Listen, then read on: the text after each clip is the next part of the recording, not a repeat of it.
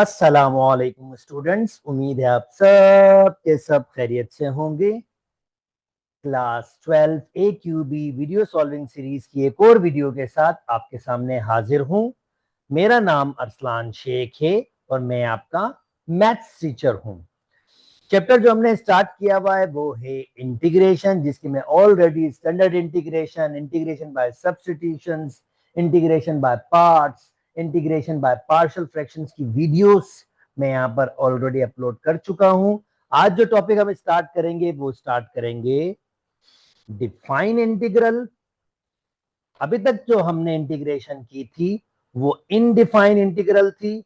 इनडिफाइन integral basically आपके पास complete domain पे integration होती है, मगर डिफाइन इंटीग्रल में आप क्या करते हैं, डोमेन का कोई स्पेसिफिक हिस्सा लेते हैं और वहां पर इंटीग्रेशन कर रहे होते हैं। अभी इंटीग्रेशन कैसे की जाती है, किस तरह से की जाती है, बिल्कुल अब डिस्कस कर लेते हैं। यहां पर आपके पास दो लिमिट्स आती हैं जिसे हम कहते हैं लोअर लिमिट, अपर लिमिट। यानी ये बेसिकली आपके पास फंक्शन पे किसी स्पेसिफिक जगह पे लाइक दिस स्पेसिफिक जगह पर इंटीग्रेशन की जाती है। और इसकी जो एप्लीकेशन आपके पास होती है ये basically area under the curve भी फाइंड करने की बात हो रही होती है। यानी अगर आपसे कोई कहे एरिया अंडर द कर्व तो फिर हम इंटीग्रेशन कर रहे होते हैं। और एरिया अंडर द कर्व कहां से, लोअर लिमिट ए से अपर लिमिट बी तक, ये जो एरिया कवर हुआ है ये भी आपके पास डिफाइन इंटीग्रल पे डिस्कस किया जाता है, यानी इसी के जरिए निकाला जाता है। अच्छा जी, ये भी ध्यान में रखेंगे, इसे हम लोअर लिमिट कहते हैं और इसे हम अपर लिमिट कहते हैं। चलिए कुछ क्वेश्चन सॉल्व करते हैं और इसका आइडिया आपको और जनरेट करते हैं। ओके, नाउ भाई कहता है इसकी इंटीग्रेशन करो और उसके बाद क्या करो, आप इसमें डिफाइन इंटीग्रल भी करो। चलें जी, बिल्कुल कर लेते हैं, इजी पीजी काम है। इसकी इंटीग्रेशन पिछली वीडियोस आपने देखी होगी, इंटीग्रेशन बहुत इजी है इसकी। आप जैसे पावर बढ़ाएंगे वही पावर आप नीचे भी देंगे और फिर अंदर जो बेस की आपके पास डेरिवेटिव होता है वो भी आप लेंगे। तो 3x - 2 का 3 ये आपके पास है, मगर अगर 1 से 0 लिखा हुआ हो तो फिर यहां पर एक्स्ट्रा काम क्या होता है, ये लिमिट ऐसे लगती है यहां पर। और अब क्या होगा, पहले x की जगह 1 पुट होगा, 3(1 - 2) होल स्क्वायर अपॉन 27, फिर हमेशा माइनस, फिर 0 x जगह पुट होगा 3। और मैं यहां पर एक इंटरेस्टिंग फैक्ट भी जनरेट करना चाहता हूं,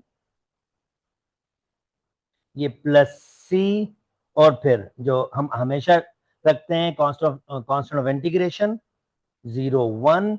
अब मैं पुट करूंगा 3x अपॉन 27 प्लस सी, हमेशा माइनस, 3(0 - 2) अपॉन 27 प्लस 3। ये, और आप जरा नोटिस कीजिए, हमेशा कांस्टेंट कैंसिल होगा जब ये माइनस होगा, तो हमेशा कांस्टेंट कैंसिल होगा। इसी वजह से हम डिफाइन इंटीग्रल में कांस्टेंट लगाते नहीं है, क्योंकि हमें पता होता है वो वैसे ही कैंसिल हो जाता है आपके पास। तो ये हो जाएगा 3 - 2 1, 1 पे पावर आपके पास 9 है, 1 पे पावर आपके पास 9 है, तो ये 1/27 हो जाएगा। ओके, 0 - 2/27, पावर आपके पास 9 है, इस पर भी पावर आपके पास 9 है। अब मिस्टर कैलकुलेटर से इन दोनों के आंसर पूछ लेते हैं। तो जनाब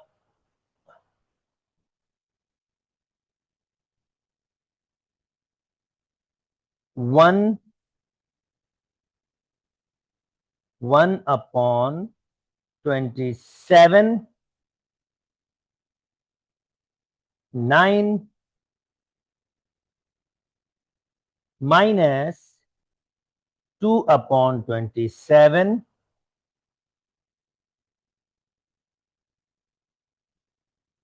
2/27, 9 पावर 9। और यह आंसर आपके पास बहुत छोटा सा माइनस सा का आ रहा है, आप चाहें तो उसको ऐसे ही रख सकते हैं, इट्स रियली ओके, क्योंकि क्वेश्चन में बहुत ज्यादा बड़ा पावर दिया गया है इस वजह से, और फ्रैक्शन में इसी वजह से इस किस्म का आंसर आ रहा है। तो आप ऐसे भी लिख सकते हैं, आप चाहें तो ऐसे भी लिख सकते हैं। चलें जी, नेक्स्ट। आई होप दोस्तों आपको एक आइडिया आ गया होगा कि ऐसे क्वेश्चंस को हम कैसे सॉल्व करते हैं। चलें जी, अब नेक्स्ट आपके पास ये क्वेश्चन सॉल्व कर लेते हैं। कहता है मैंने एक फंक्शन को का डेरिवेटिव किया और उसका डेरिवेटिव ये आया। एक फंक्शन का डेरिवेटिव किया तो उसका डेरिवेटिव ये आ गया है। तो आप मुझे क्या करके बताओ इसकी इंटीग्रेशन, बल्कि ये कह रहा है ये जो फंक्शन था ना, इसमें मुझे रेडिकल 3 माइनस रेडिकल 1 पुट करके दिखाओ। और हाँ, मैं तुम्हें बता रहा हूं कि अगर तुम इसमें 1 पुट करोगे तो पाए, इसका आंसर पाए वो दे रहा है ऑलरेडी, यानी इसका आंसर पाए वो दे रहा है। और फिर एफ ऑफ एक्स फाइंड करने की बात हो रही है। अच्छा, अब देखें, ये तो बेसिकली लिमिट्स की डिस्कशन है। लिमिट्स की डिस्कशन अगर मैं सादा अल्फाज में देखूं, ये लिमिट्स की डिस्कशन है। अब ये जो आपके पास डेरिवेटिव है, ये खत्म कैसे होगा? अगर मैं दोनों साइड पर इंटीग्रेशन लगा लूं। अगर किसी फंक्शन का डेरिवेटिव ये है, तो अगर मैं इंटीग्रेशन करूंगा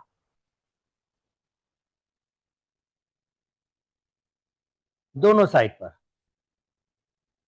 ऑफ कोर्स दोनों साइड पर करनी होगी,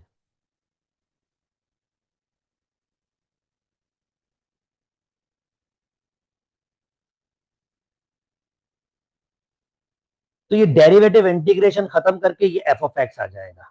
यानी मेरे पास एफ ऑफ एक्स की जो वैल्यू आई है, इसकी इंटीग्रेशन आ गई है। This is the value of my F of x.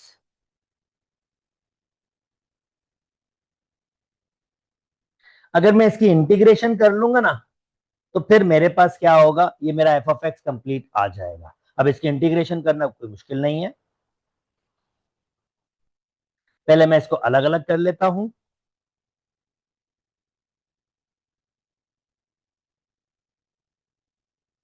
फिर मैं क्या करता हूं, इंटीग्रेशन दोनों को अलग ले लेता हूं, टू बाहर ले जाता हूं, इसको अलग, एक्स स्क्वायर के साथ +1 और -1 रख देता हूं, इसको अलग से एलसीएम दे देता हूं, और इसको भी अलग से एलसीएम दे देता हूं। बात वही है, आप नोटिस करें, एलसीएम लेंगे, दोनों कलेक्ट होंगे, +1 -1 कैंसिल आउट हो जाएगा, और आपका आंसर जो होगा वो वापस यही x² अपॉन x+1। पर ऐसा कर क्यों रहा हूं? क्वेश्चन क्या है, क्यों इस तरह से ये टेक्निक यूज कर रहा हूं? उसका रीजन सिंपल है भाई, ये तो tan इनवर्स हो गया, इसकी इंटीग्रेशन तो होती है tan inverse x। Okay, now next, ये कैंसिल हो गया।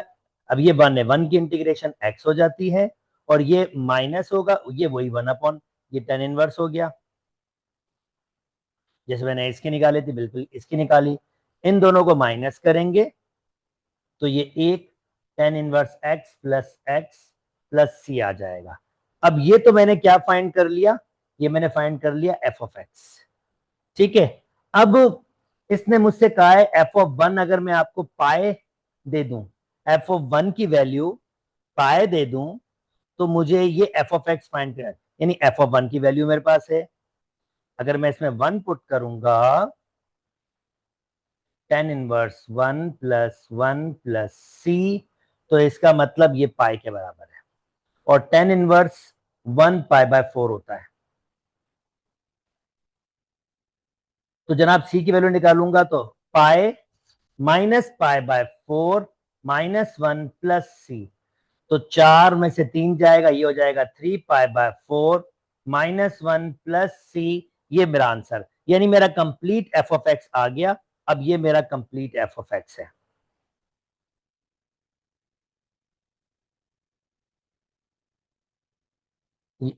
ये सी की वैल्यू है, इक्वल टू करना था, यस,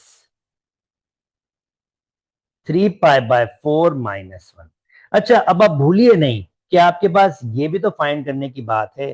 तो यार ये फाइंड करने की बात क्या है, ये सिंपल ये है कि जो आपका इंटीग्रेशन आई होगी उसमें ये आपकी इंटीग्रेशन, ये जो आपने इंटीग्रेशन की है फाइनली, ये जो आपकी इंटीग्रेशन आई होगी दिस वन, ये सी से पहले वाले, इसमें आपने क्या करना है, खाली आपने ये लिमिट अप्लाई कर देना है 1 रेडिकल 3 से 1 का। तो जहां जहां पर आपके पास ये होगा यहां मैं वो वैल्यू पुट करूंगा। आपको पता है सी वैसे ही खत्म हो जाएगा, तो मैं कहूंगा 10 इनवर्स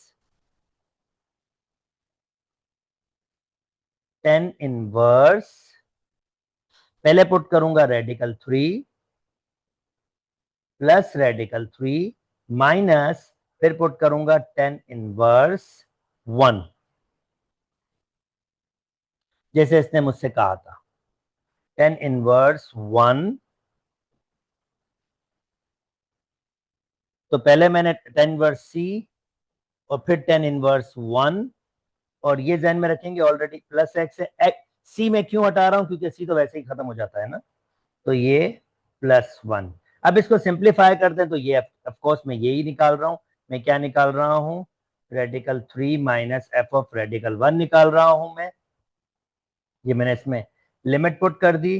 तो 10 इनवर्स रेडिकल 3 मिस्टर कैलकुलेटर से पूछ लेते हैं कि भाई ये 10 इनवर्स रेडिकल 3 किसके बराबर होता है।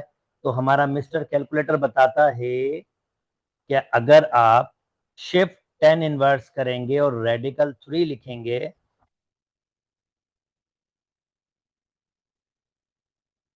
रेडिकल 3 लिखेंगे तो ये आपको 60 डिग्री यानी π/3 देगा।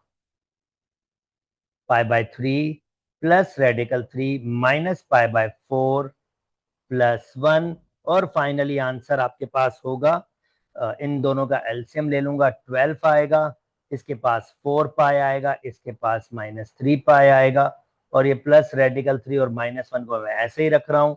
तो ये π/12 प्लस रेडिकल 3 -1, ये आपका इसका आंसर आ जाएगा। उम्मीद करता हूं दोस्तों आपको ये वाली बात भी समझ आई होगी। एक टेक्निकल सा क्वेश्चन मैंने उठाया है और मैंने वो आप लोग बनाया है ताकि आपको अंडरस्टैंडिंग और बेहतर डेवलप हो। चलें जी, नेक्स्ट एक और ऐसा ही क्वेश्चन आपके पास है, और ये भी आपको करके दिखाते हैं, इजी पीजी। वही डेरिवेटिव लेना है मैंने, वही इंटीग्रेशन करेंगे, वही प्रोसेस होगा।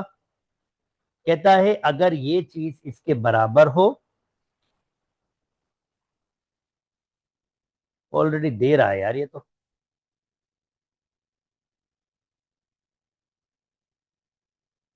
भाई अगर मैंने इसका डेरिवेटिव लिया है, ये आया है, तो इसका मतलब इसकी इंटीग्रेशन ये आनी चाहिए ऑफ कोर्स। यानी अगर मैं इसका डेरिवेटिव, देखें सिंपल सी बात है, अगर मैं इसका डेरिवेटिव ले रहा हूं तो ये आंसर आ रहा है, तो इसका मतलब ये है कि अगर जब मैं इसकी इंटीग्रेशन लूंगा तो फिर ये आंसर आएगा। तो भाई अगर मैं कहूंगा integration 0 to 3 1 plus x square 3/2 dx, तो उसकी जो इंटीग्रेशन का आंसर होगा वो ये आना चाहिए, एक्स अपॉन, क्योंकि एक दूसरे रिवर्स प्रोसेस होते हैं ना भाई। अगर डेरिवेटिव लूंगा तो ये आंसर आ रहा है, अगर मैं इसकी इंटीग्रेशन लूंगा तो वापस ये आएगा, रिवर्स प्रोसेस है। तो मैं यहां पर लिमिट लगा सकता हूं।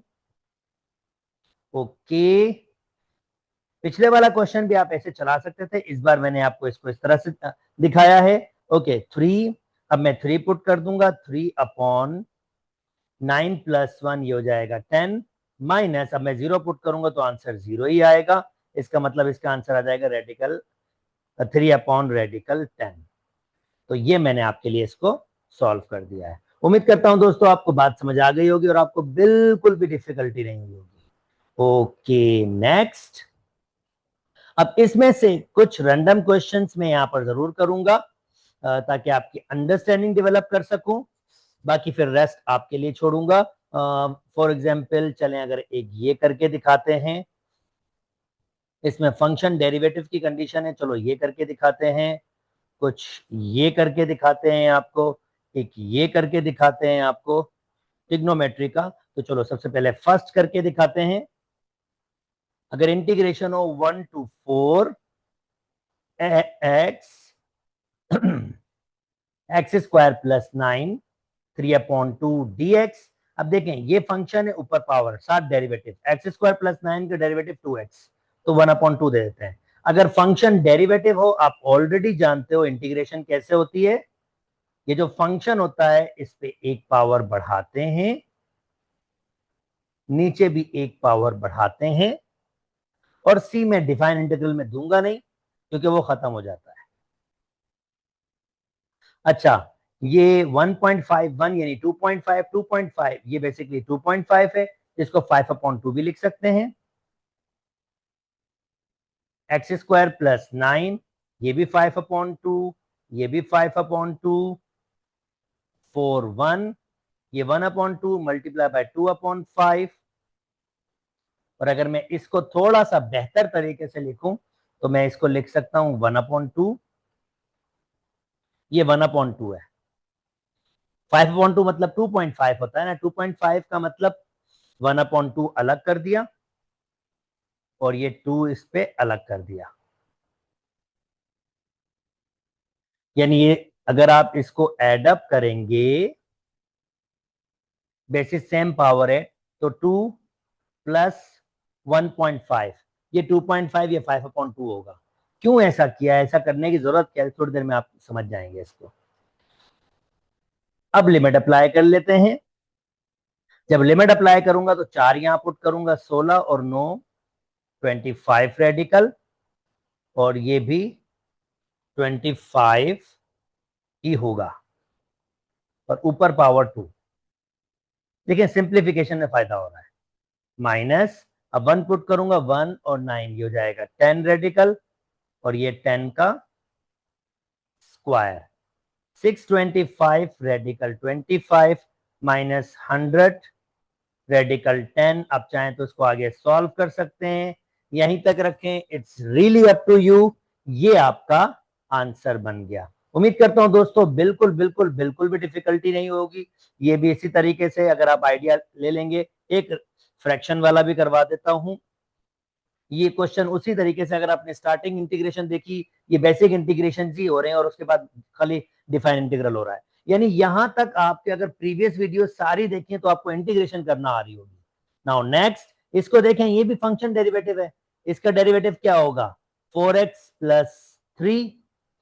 तो ये 4x+3 तो आपके पास फॉर्मेशन नहीं है।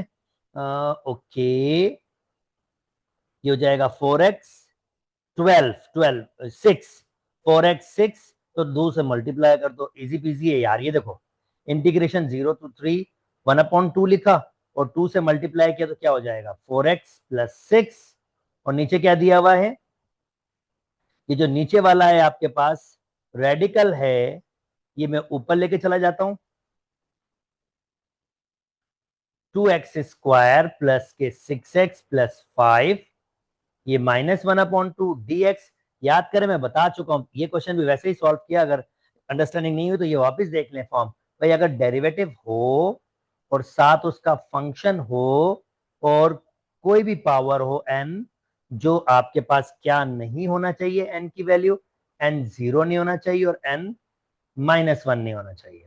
ये दो चीजें नहीं होनी चाहिए। dx हो तो इसकी इंटीग्रेशन क्या होती है, खाली जो फंक्शन होता है ना उस पर एक पावर बढ़ाओ, फिर एक पावर बढ़ाओ और सी लगा दो, बस बात खत्म, सादी सी इंटीग्रेशन है। तो यहां भी ऐसा हो रहा है, ये फंक्शन है, डेरिवेटिव है, 1/2 मैंने वैसे ही रखा, तो मैं इस पे एक पावर बढ़ा रहा हूं, 2x² प्लस के 6x+5, यानी इसका एक पावर बढ़ाऊंगा तो -1/2 +1 -1/2 +1, और लिमिट है 0 to 3। और दोस्तों मुझे यकीन है -1/2 +1 जब इस एक में से आधा जाएगा तो आधा ही बचेगा, ऑफकोर्स रेडिकल रेडिकल बच जाएगा, और नीचे भी आधा, जो इसको तो बिल्कुल ही खत्म कर देगा। और लिमिट है 3 to 0, बिल्कुल सी की वैल्यू नहीं लगा सकते यहाँ पर, फायदा ही नहीं है। अच्छा जी, नाउ 3 पुट करेंगे, 9 2 18 +18 +5 -0 पुट करेंगे, 0 0 रेडिकल 5। और अगर अब हम मिस्टर कैलकुलेटर से पूछ लें कि इसका क्या होगा, तो मिस्टर कैलकुलेटर बता देगा, अगर सिंप्लीफाई भी होगा तो वो कर देगा। 18 प्लस 18 प्लस 5, तो वो कह रहा है कुछ भी नहीं होगा, इसको रेडिकल 41 में ही रखो, माइनस रेडिकल 5, और दोस्तों आपका ये आंसर आ जाएगा।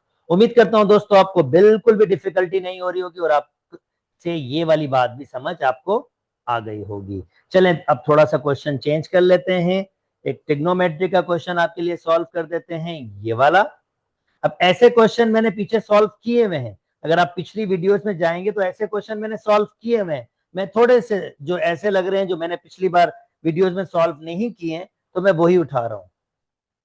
अच्छा जी, चलें ये उठा लेते हैं, अजीब सा क्वेश्चन लग रहा है, इंटीग्रेशन, और इसमें एक मजे की चीज और होगी कि इसमें सब्स्टिट्यूशन भी हो सकती है, तो मैं फिर आई एम रियली इंटरेस्टेड कि ये क्वेश्चन करना चाहिए। Okay, sine x radical x dx। अच्छा, अब जनाब अगर मैं रेडिकल एक्स को लेट कर लूं y के बराबर, तो अब इसका डेरिवेटिव, आई होप सब्स्टिट्यूशन की वीडियोस आपने देखी हुई है, मैं अज्यूम कर रहा हूं 1/2 x 1/2 -1, तो ये dy/dx हो जाएगा, और 1/2 एक में से आधा जाएगा तो आधा माइनस का, नीचे आके प्लस का हो जाएगा, यानी 1/2 रेडिकल एक्स dy/dx हो जाएगा, और आपको dx की वैल्यू बनानी होती है हमेशा, dx बराबर हो जाएगा 2 रेडिकल x dy। अब पहला काम तो ये हो गया बेटा जी, हमारे पास लिमिट भी है, अब हमें लिमिट के लिए भी वर्कआउट करना होगा, लिमिट भी चेंज करनी होगी। सबसे पहले पाई स्क्वायर अपॉन 4, तो अगर मैं पाई स्क्वायर अपॉन 4 यहां पुट करूंगा, तो इसका मतलब इसका आंसर आ जाएगा आपके पास पाई अपॉन 2, तो ये लिमिट चेंज हो गई, इसकी जगह लिखूंगा पाई अपॉन 2। अच्छा, दूसरी लिमिट क्या है दोस्तों, pi square upon 36, pi square upon 36, तो ये हो जाएगा पाई अपॉन 6। तो जनाब ये लिमिट चेंज करना बहुत जरूरी होता है, नॉर्मल स्टूडेंट मिस्टेक करते हैं। अब वैल्यूज रखें, साइन रेडिकल के जगह आपने रखा है y, और इसकी जगह आप यही रखें, क्यों बता रहा हूं यार, बिल्कुल बता रहा हूं, ये देखो इसकी वैल्यू क्या है, 2 रेडिकल एक्स वाई। अरे भाई ये कैंसिल हो रहा है ना, जान छुट रही है, ये कैंसिल हो रहा है और जान छुट रही है हमारे पास। तो जब एक चीज कैंसिल ही हो जाए और जान छुट जाए, तो फिर आपको क्या जरूरत है यार मेहनत मेहनत करने की। ठीक है, तो डी वाई आपके पास किसके बराबर था, 2 रेडिकल एक्स वाई, नहीं ये हटा दूं, क्योंकि डी एक्स आपके पास बराबर था 2 रेडिकल एक्स डी वाई के, ये डी वाई लिख दो। अब इजी बिजी यार, 2 हो गया बाहर। अब साइन वाई की इंटीग्रेशन होती है माइनस के कॉस वाई, लिमिट क्या पुट करनी है, पाई/6 पाई/2, ये 2 को जो मैंने दुनिया के आखिरी कोने में ले गया था, इसको मैं इधर रख देता हूं, मल्टीप्लाई हो रहा है। अच्छा जी, नाउ अब पुट कर लेते हैं पाई/6, यानी 2 माइनस का कॉस, इसकी जगह पाई/6। अब ये माइनस क्या करेगा, वो जो माइनस आता है उसको प्लस कर देगा, तो 2 कॉस पाई/2। मिस्टर कैलकुलेटर को तंग अगेन कर लेते हैं और पूछ लेते हैं, भाई भाई साहब बताना क्या होगा। तो मिस्टर कैलकुलेटर से पूछ लेते हैं, एक ही स्टेप में आंसर इससे पूछ लेते हैं। तो मैं इसे कहूंगा कि -2 कॉस पाई/6 मतलब 30 डिग्री होता है, +2 कॉस, और पाई/2 मतलब 90 डिग्री होता है भाई।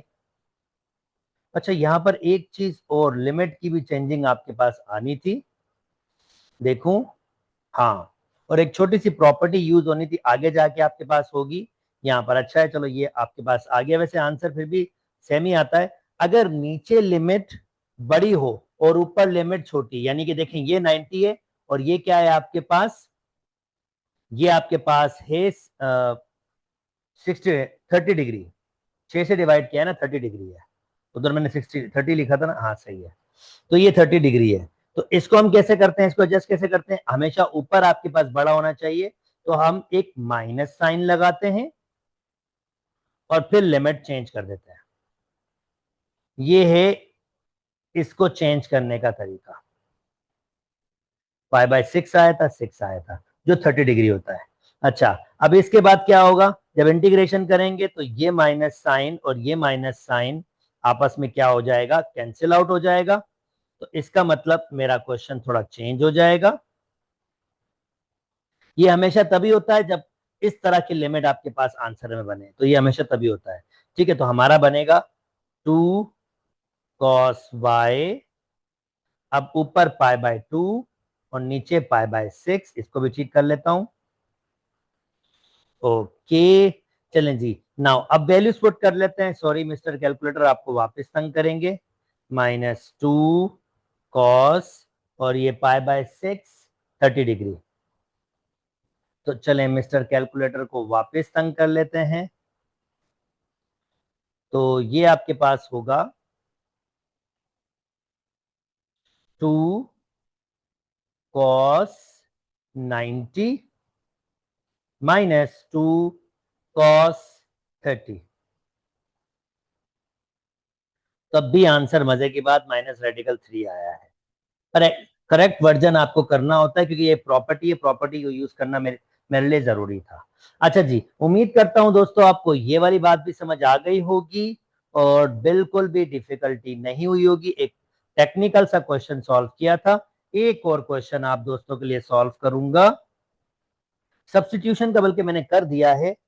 चलें एक एक्सपोनेंशियल ट्रिग्नोमेट्री का करके दिखाए, चलो एक एक्सपोनेंशियल का करके दिखा देते हैं और ये इसको लास्ट रहेंगे। ये वाले मैंने ट्रिग्नोमेट्री क्वेश्चन पीछे सॉल्व किए हैं, सिर्फ डिफाइन इंटीग्रल लगेगा, तो वहां से आप देख सकते हैं। ये जो अगर थोड़े मुश्किल क्वेश्चन आपको लग रहे हो, ये मैंने पिछली वीडियोस में सॉल्व किए हैं भाई, इसी टाइप के क्वेश्चन सॉल्व किए हैं। चलें एक एक्सपोनेंशियल को कर लेता हूं, तो e 5x - 2 integral 0 to 2 dx। भाई साहब इसकी इंटीग्रेशन तो यही होती है, सिर्फ एक काम करना, जो ऊपर का डेरिवेटिव है डिवाइड में लिख देना, बस इसको ध्यान रखना। और फिर अब जब पुट करेंगे 2 5 10 -2 8, ये 1/5 भाई साहब बाहर है, और 0 पुट करेंगे तो फिर -2। मैक्सिमम सिंप्लीफाई अगर करेंगे E8 - 1/E2, ये बस डायरेक्टली आंसर निकाल रहे हैं क्योंकि E8 की भी एक वैल्यू है, E2 की वैल्यू है, कैलकुलेटर पुट करें और आंसर निकाल लें, तब भी ठीक है यार, कौन सा कोई मसला है। उम्मीद करता हूं दोस्तों आपको ये बात समझ आ गई होगी और डिफाइन इंटीग्रल के बारे में आपको अंडरस्टैंडिंग हो गई होगी। अगर मेरी वीडियोस पसंद आ रही तो मेरे चैनल को लाइक कीजिए, सब्सक्राइब कीजिए और दोस्तों के साथ शेयर भी कीजिए। अपना बहुत बहुत बहुत ख्याल रखिएगा। अल्लाह हाफ़िज़।